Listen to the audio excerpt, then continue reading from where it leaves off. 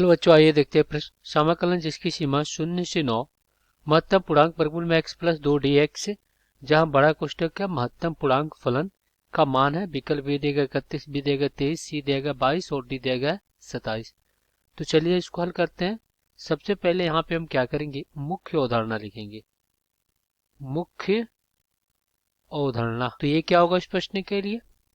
तो देखिए x अगर आपका 0 से बड़ा या बराबर और 1 से छोटा हो, तो जो आपका इसका महत्तम पूर्णांक होगा x का, वो क्या होगा, 0 होगा। कब, जब आपका x क्या हो, एक पूर्णांक नहीं हो, यानी 1/2 हो, 0.5 हो, तो इसका महत्तम पूर्णांक क्या होगा, 0 ही होगा।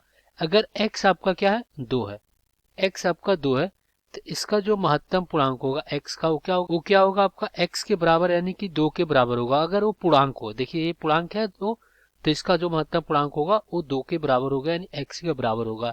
अगर ये पूर्णांक नहीं है, इस प्रकार है दशमलव में, तो इसके पहले वाला यानी 0 के बराबर होगा ये।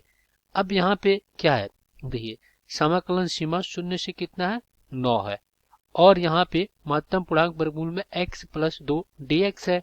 तो यहाँ पे x कहाँ से कहाँ तक है, देखिए अगर हम x की बात करें तो ये 0 से बड़ा और क्या है, 9 से छोटा। अगर इसका वर्गमूल निकालें तो ये क्या हो जाएगा, वर्गमूल में x, ये हो जाएगा 0 से बड़ा और क्या हो जाएगा, ये हो जाएगा 3 से छोटा।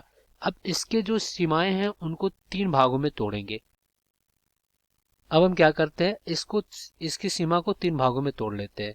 अगर हम क्या करते हैं, 0 से 1 लेते हैं सीमा इसका, तो यहाँ पे वर्गमूल में x कहाँ से कहाँ तक होगा, ये हो जाएगा 0 से 1, 0 से 1 होगा। और अगर हम क्या करते हैं, सीमा 1 से 4 लेते हैं, सीमा 1 से 4, तो वर्गमूल में x क्या होगा, वर्गमूल में x आपका जाएगा 1 से 2 के बीच में। और यहाँ पे अगर हम सीमा लेते हैं 4 से 9, 4 से 9, तो वर्गमूल में x कहाँ से कहाँ तक जाएगा, ये आ जाएगा 2 से 3, क्योंकि वर्ग से यहाँ पे देखिए वर्गमूल से 2 निकलेगा और यहाँ से 3 निकलेगा, तो ये होगा आपका। तो चलिए यहाँ पे दिए गए प्रश्नों को हल कर लेते हैं। तो यहाँ पे क्या कर लेते हैं, मान लेते हैं, माना i बराबर समाकलन सीमा क्या आपका 0 से 9, महत्तम पूर्णांक वर्गमूल में x और प्लस में 2 और ये आपका dx। अब चलिए हम इसको क्या करते हैं, 3 भागों में तोड़ते हैं। तो देखिए 0 से 1 जब सीमा रहेगा तो वर्गमूल में x क्या रहेगा, 0 से 1 के बीच में। तो यहाँ पे देखिए क्या हो जाएगा, ये हो जाएगा i बराबर समाकलन सीमा 0 से 1।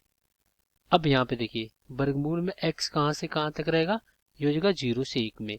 तो अगर इसमें 2 जोड़ते हैं तो वर्गमूल में x प्लस 2, ये कहाँ से कहाँ तक चला जाएगा, ये आ जाएगा 2 से 3। तो इसका महत्तम पूर्णांक फलन क्या हो जाएगा, 2, और ये हो जाएगा आपका dx प्लस समाकलन। अब 1 से सीमा क्या रहेगा, 4 रहेगा। 1 से 4 में जो आपका वर्गमूल में x का मान है वो क्या हो जाएगा, 1 से 2। अब 1 से 2 के बीच में 2 जोड़ते हैं तो इधर अपने क्या आ जाएगा, वर्गमूल में x प्लस 2 हो जाएगा, और इसका क्या आ जाएगा, 2 1 3 और 3 3 और 2 2 कितना हो जाएगा, 4 हो जाएगा। यानी इसका महत्तम पूर्णांक फलन कितना हो जाएगा, 3, तो ये हो जाएगा 3 dx प्लस समाकलन सीमा 4 से 9।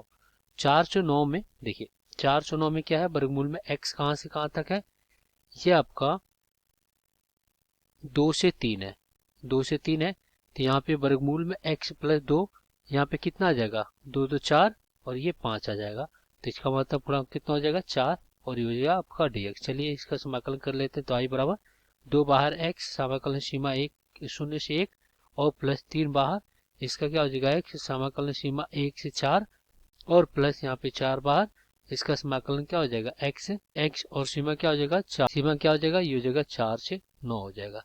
तो यहाँ पे तो यहाँ पे 2 बाहर, इसका सीमा रखेंगे तो 1 माइनस 0, प्लस 3 बाहर, इसका सीमा रखेंगे 4 माइनस 1, और फिर प्लस 4 बाहर, इसका सीमा रखेंगे तो 9 माइनस 4। तो यहाँ से आपका क्या हो जाएगा, i बराबर 2 और प्लस यहाँ पे 3 3 9 और प्लस यहाँ पे 5 को 20। तो देखिए 29 तो कितना हो जाएगा, 31। तो यहाँ पे i का मान कितना आ गया, 31। तो यही क्या हो जाएगा, आपका उत्तर हो जाएगा। विकल्प में देखते हैं कौन सा विकल्प सही हो रहा है। तो यहाँ पे आप देखिए विकल्प आपका ये सही हो जाएगा। आशा करते हैं बच्चों ये प्रश्न आपको समझ में आया होगा। धन्यवाद।